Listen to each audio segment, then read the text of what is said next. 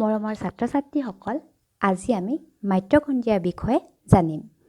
মাইটকণ্ড্ৰিয়া হৈছে এটা অতি গুৰুত্বপূৰ্ণ কোষ অংগাণু, যাক কোষীয় শক্তিৰ ভঁৰাল বা পাৱাৰ হাউচ অফ চেল বুলিও কোৱা হয়। মাইটকণ্ড্ৰিয়া দুই আৱৰণীযুক্ত কোষ অংগাণু, অৰ্থাৎ ইয়াত দুখন আৱৰণ থাকে।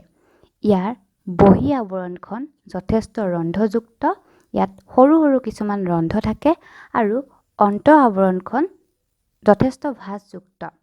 এই ভাঁজবিলাকৰ পিঠিতে ATP উৎপন্ন হয়। মাইটকণ্ড্ৰিয়াৰ এটা উল্লেখযোগ্য বৈশিষ্ট্য হৈছে যে ইহঁতৰ নিজৰ DNA আৰু ৰাইব'জম থাকে।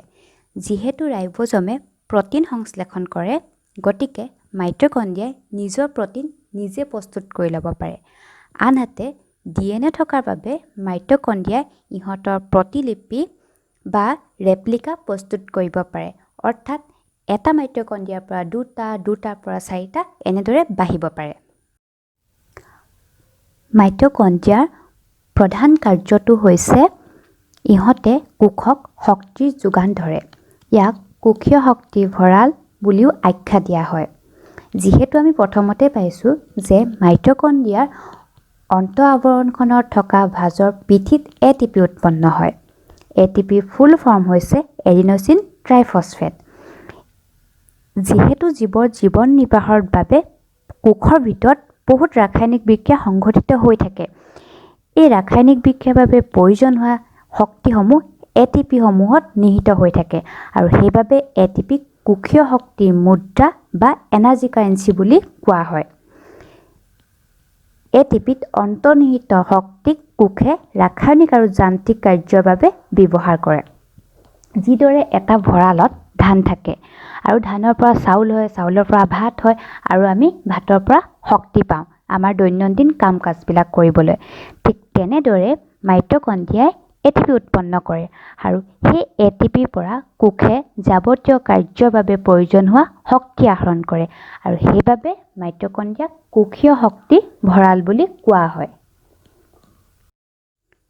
গতিকে ছাত্ৰ-ছাত্ৰীসকল, আশা কৰোঁ তোমালোকে বুজিব পাৰিছা নিশ্চয় যে এটা কোষত মাইটকণ্ড্ৰিয়াৰ গুৰুত্ব কিমান। আমি মূল কথাকেইটা আকৌ এবাৰ চাওঁ আহাচোন। মনত থবা, মাইটকণ্ড্ৰিয়াক কোষীয় শক্তিৰ ভঁৰাল বা পাৱাৰ হাউচ অফ চেল বুলি কোৱা হয়।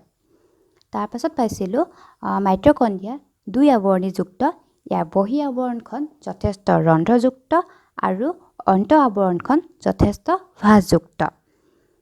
তাৰপাছত পাইছিলোঁ যে মাইটকণ্ড্ৰিয়াত ইহঁতৰ নিজৰ DNA আৰু ৰাইব'জম থাকে। DNA থকাৰ বাবে ইহঁতে নিজৰ প্ৰতিলিপি প্ৰস্তুত কৰিব পাৰে আৰু ৰাইব'জম থকাৰ বাবে নিজৰ প্ৰ'টিন নিজে প্ৰস্তুত কৰি ল'ব পাৰে। তাৰ পাছত আছিল মাইটকণ্ড্ৰিয়াই ATP উৎপন্ন কৰে আৰু ATPৰ ফুল ফৰ্ম হৈছে এডিন'চিন ট্ৰাইফছফেট।